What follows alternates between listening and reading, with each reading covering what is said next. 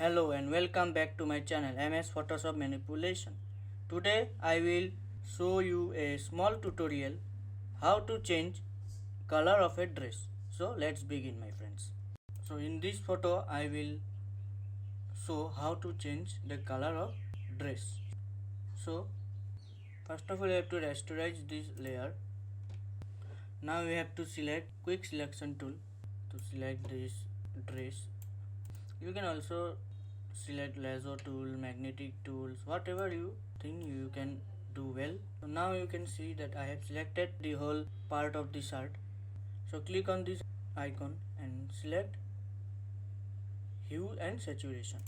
Now you have to click on this colorize option, and now you have to cancel this, means that only it can change the color of dress, not other parts.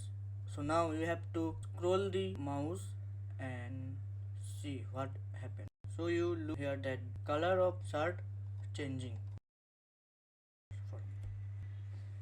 You can choose another color if you want. So for me it's look better. So that is for today's guys. If you like this video, then do like, share and subscribe to my channel, and stay tuned to my channel to get more videos.